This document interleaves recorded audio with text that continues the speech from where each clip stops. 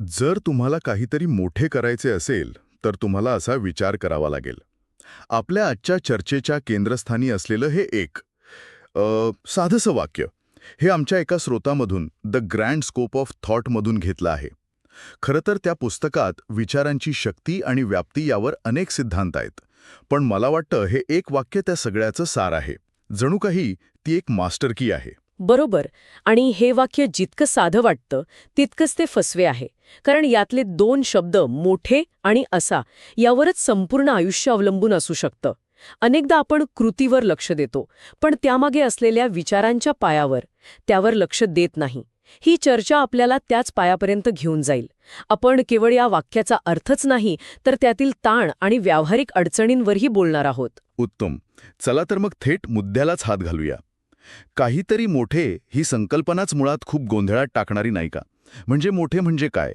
अब्जावधींची company की Nobel पारितोषिक? प्रत्येकाची व्याख्या वेगळी असू शकते. नक्कीच. आणि इथेच या वाक्याची खरी गंमत सुरू होते. मोठेपणा ही पूर्णपणे व्यक्तिनिष्ठ गोष्ट आहे. स्रोत आपल्याला सांगतं की मोठेपणा आकार, संख्या किंवा पैशाने मोजला जात नाही, तर तो परिणाम म्हणजे इम्पॅक्ट आणि वारसा, लेगसी याने मोजला जातो. आणि गंमत म्हणजे स्रोतामध्ये याचं एक उत्तम उदाहरण दिलंय. एका लहानशा खेड्यात काम करणाऱ्या शिक्षकाचं, ज्याने फक्त 30 विद्यार्थ्यांना शिकवलं, पण त्या 30 विद्यार्थ्यांपैकी 5 जण पुढे जाऊन देशाचे मोठे शास्त्रज्ञ बनले. आता सांगा, अब्जावधींची कंपनी उभारणाऱ्या उद्योजकाचा परिणाम मोठा की त्या शिक्षकाचा? स्रोत आपल्याला हाच विचार करायला लावतो. वाह! हे उदाहरण खूपच प्रभावी आहे. म्हणजे मोठेपणा हा तुमच्या कृतीच्या आवाक्यावर नाही, तर तिच्या खोलीवर अवलंबून असतो. पण यात मला एक धोका दिसतो. जर मोठे म्हणजे काय हेच इतकं अस्पष्ट आणि व्यक्तिनिष्ठ असेल, तर लोक भरकटणार नाहीत का? ध्येय ठरवण्याऐवजी आयुष्यभर माझ्यासाठी मोठं काय आहे याचाच गोंधळात राहणार नाहीत? हा खूप महत्वाचा आणि व्यावहारिक प्रश्न आहे. आणि याचं उत्तर हो असं आहे. अनेक लोक याच गोंधळात अडकतात. पण स्रोत असं सुचवतो की तुमच्यासाठी मोठे काय आहे हे शोधून काढण्याची जी प्रक्रिया आहे ना, तोच त्या मोठ्या विचाराचा पहिला आणि सर्वात महत्वाचा टप्पा आहे. ते उत्तर तुम्हाला कोणीतरी बाहेरून देणार नाही. ते तुम्हाला स्वतःच्या आत शोधावं लागेल. स्वतःच्या मूल्यांना, आवडीनिवडींना आणि जगाकडे पाहण्याच्या दृष्टिकोनाला तपासावं लागेल. त्यामुळे ध्येय ठरवण्याआधी स्वतःला ओळखणं हेच पहिलं मोठं काम आहे. अच्छा, म्हणजे ध्येयाचा शोध हेच पहिलं ध्येय आहे. हे रंजक आहे. ठीक आहे, समजा एखाद्याने ठरवलं की त्याच्यासाठी मोठं काय आहे. मग आपण या वाक्याच्या दुसऱ्या भागाकडे येतो, जो मला जास्त गूढ वाटतो. तुम्हाला असा विचार करावा लागेल. असा म्हणजे नक्की कसा? हा केवळ सकारात्मक विचार आहे का? की मी हे करू शकेन असं रोज सकाळी आरशासमोर उभं राहून म्हणणं पुरेसं आहे? नाही, अजिबात नाही. हा केवळ पोकळ आशावाद किंवा नुसती इच्छाशक्ती नाही. असा विचार ही एक विशिष्ट मानसिक चौकट आहे. एक मेंटल फ्रेमवर्क, एक विचार करण्याची पद्धतशीर प्रक्रिया आहे. आणि त्यातली सर्वात महत्वाची गोष्ट म्हणजे उलट दिशेने विचार करणे. म्हणजेच वर्किंग बॅकवर्ड्स फ्रॉम द गोल. हे ऐकायला थोडं क्लिष्ट वाटतंय. काही सोपं उदाहरण देऊन सांगता येईल का? नक्कीच. समजा एखाद्याला मॅरेथॉन धावायची आहे. सामान्य विचारसरणी काय असेल? ठीक आहे, मी आजपासून रोज 5 किलोमीटर धावायला सुरुवात करतो. पण वर्किंग बॅकवर्ड्स विचारसरणी पूर्णपणे वेगळी आहे.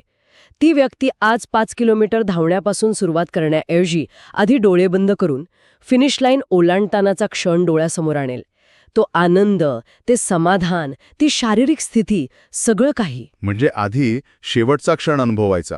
की त्या भव्य क्षणापर्यंत पोचण्यासाठी आज या क्षणी माझं पहिलं पाऊल काय असायला हवं. कदाचित ते फक्त चांगले रनिंग शूज खरेदी करणं असेल, पण आता त्या लहानशा कृतीला एक मोठा संदर्भ मिळाला आहे. आजचे 5 किलोमीटर धावणे हे फक्त धावणे नाही, तर त्या फिनिश लाईनच्या दिशेने टाकलेलं एक ठोस पाऊल आहे. हे अविश्वसनीय आहे. यामुळे छोट्यातल्या छोट्या कृतीलाही एक मोठा अर्थ प्राप्त होतो. पण खरं सांगायचं तर हे सगळं ऐकायला छान वाटतं, पण थोडं अवघडही वाटतं. माझ्या बाबतीत अनेकदा असं होतं की मी योजना तर मोठी करतो, पण ते पहिलं पाऊल उचलतानाच घाबरतो. कारण ते ध्येय इतकं मोठं दिसतं की सुरुवातीलाच भीती वाटते. आणि तुम्ही एकटे नाही आहात. हीच मोठी अडचण आहे. ही विचारसरणी अडथळ्यांकडे समस्या म्हणून नाही, तर एक कोडं, एक पझल म्हणून पाहण्यास मदत करते. कोडं? हो, जेव्हा तुम्ही मोठ्या ध्येयाचा विचार करता तेव्हा तुम्हाला हे माहीत असतं की रस्ता सोपा नसणार. त्यामुळे प्रत्येक अडथळा हा एक आव्हान वाटायला लागतो जो सोडवायचा आहे. हे शक्य नाही या विचाराऐवजी हे शक्य करण्यासाठी काय करावं लागेल हा प्रश्न मनात येतो. स्रोत आपल्याला हे सुचवतं की हा विचार एक आवश्यक अट आहे, नेसेसरी कंडिशन, तो एक पर्याय नाही. पण मोठा विचार करण्याचे काही धोके पण असतीलच ना? म्हणजे नुसतेच हवेत मनोरे बांधून बसणे आणि प्रत्यक्षात काहीच न करणे असंही होऊ शकतं. यालाच आपण डे ड्रीमिंग किंवा दिवास्वप्न म्हणतो. तर मोठा विचार आणि दिवास्वप्न यात फरक कसा करायचा? खूपच छान मुद्दा मांडला. हा या विचारसरणीचा सर्वात मोठा धपा आहे. स्रोत या दोन्हींमध्ये एक स्पष्ट रेषा आखतो. दिवास्वप्न म्हणजे केवळ अंतिम परिणामाच्या कल्पनेत रमून जाणे. मी मॅरेथॉन जिंकल्यावर किती छान वाटेल, माझी कंपनी मोठी झाल्यावर मी काय काय करेन, यातच अडकून पडणे. या उलट मोठा विचार हा त्या अंतिम परिणामासोबतच तिथपर्यंत पोहोचण्याच्या प्रक्रियेवर, त्या उलट्या आराखड्यावर लक्ष केंद्रित करतो. तो कृती केंद्रित असतो. दिवास्वप्न तुम्हाला निष्क्रिय बनवते, तर मोठा विचार तुम्हाला पहिलं पाऊल उचलण्यास प्रवृत्त करतो. आणि अजून एक धोका मला दिसतो तो म्हणजे ॲनालिसिस पॅरालिसिस. ॲनालिसिस पॅरालिसिस म्हणजे योजना इतकी मोठी आणि गुंतागुंतीची बनवणे की ती कधीच सुरूच करता येत नाही. प्रत्येक गोष्टीचा इतका विचार करणे की कृतीच थांबते. अगदी बरोबर. मोठा विचार म्हणजे प्रत्येक लहान सहान गोष्टीचा तपशीलवार आराखडा पहिल्याच दिवशी तयार करणे नव्हे. त्याचा अर्थ दिशा ठरवणे आहे. वर्किंग बॅकवर्ड्स तुम्हाला दिशा देतं, पण ते तुम्हाला प्रत्येक पावलावर बांधून ठेवत नाही. स्रोत यावर एक सुंदर उपाय सुचवतो. पहिलं पाऊल मोठं असण्याची गरज नाही, ते फक्त योग्य दिशेने असलं पाहिजे. The first step doesn't have to be big. It just has to be in the right direction. बरोबर. त्यामुळे जरी तुमचं ध्येय एव्हरेस्ट सर करण्याचं असलं, तरी तुमचं पहिलं पाऊल गिर्यारोहणाबद्दलचे एक पुस्तक वाचणं असू शकतं. ते लहान आहे, पण योग्य दिशेने आहे. वा, म्हणजे विचारांची दिशा स्पष्ट असेल तर कृती कितीही लहान असली तरी चालेल? हे खूपच दिलासादायक आहे. मग आता मला पुढचा प्रश्न विचारावासा वाटतो. समजा एखाद्याने दिवास्वप्न आणि ॲनालिसिस पॅरालिसिसचे धोके टाळले, तर हा मोठा विचार प्रत्यक्ष मोठ्या कृतीमध्ये कसा बदलतो? या दोन्हींमधला पूल कोणता आहे? केवळ विचार केल्याने गोष्टी घडतात का? नाही, केवळ विचाराने नाही, पण मोठा विचार एका शक्तिशाली उत्प्रेरकाचं, कॅटलिस्टचं काम करतो.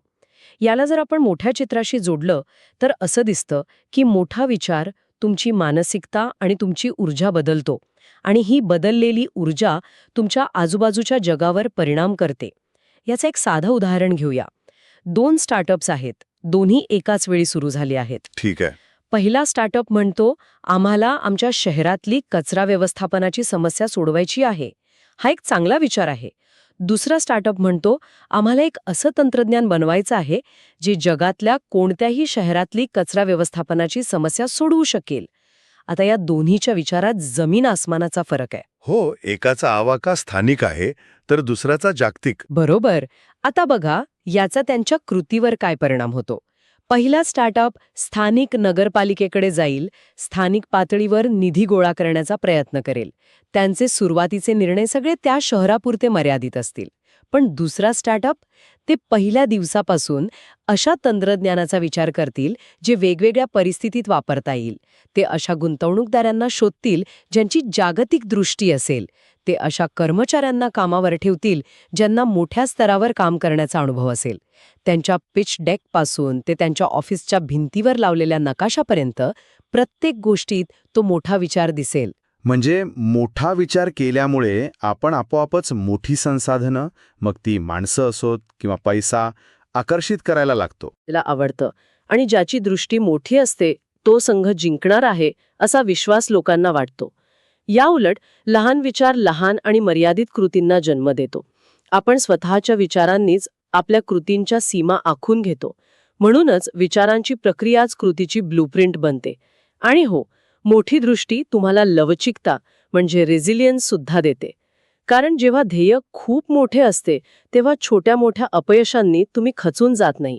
तुम्हाला माहीत असतं की हा त्या मोठ्या प्रवासाचा एक छोटासा भाग आहे. तर या सगळ्याचा अर्थ काय? आपण हे सगळं ऐकलं, समजून घेतलं, पण ऐकणाऱ्यांनी उद्यापासून आपल्या दैनंदिन जीवनात किंवा व्यावसायिक ध्येय साधताना या ज्ञानाचा नेमका कसा उपयोग करायचा? काही ठोस पावलं आहेत का? हो, नक्कीच आहेत. स्रोत आपल्याला 3 व्यावहारिक गोष्टी सुचवतो. पहिली आहे वैचारिक तपासणी म्हणजे थॉट ऑडिट. आठवड्यातून एकदा शांतपणे बसा आणि स्वतःला विचारा, माझे सध्याचे विचार माझ्या क्षमतेला मर्यादित तर करत नाहीत ना? मी नकळतपणे हे शक्य नाही किंवा हे माझ्यासाठी नाही असं तर म्हणत नाहीये ना? ही एक प्रकारची आत्मतपासणी आहे. स्वतःच्या विचारांबद्दल विचार करणे छान आहे. आणि दुसरी गोष्ट, दुसरी आहे स्पष्टतेचा सराव, क्लॅरिटी प्रॅक्टिस. आपण मॅरेथॉनच्या उदाहरणात पाहिलं तसं कोणतीही मोठी योजना सुरू करण्याआधी थोडा वेळ फक्त अंतिम ध्येयाच्या स्पष्टतेवर खर्च करा.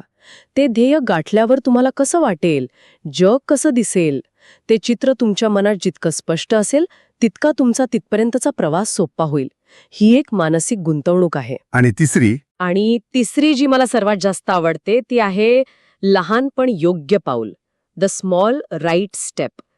तुमची मोठी योजना कितीही भव्य असली तरी स्वतःला रोज फक्त एक प्रश्न विचारा, आज मी अशी कोणती एक लहान गोष्ट करू शकेन जी मला माझ्या मोठ्या ध्येयाच्या दिशेने 1 इंच पुढे घेऊन जाईल.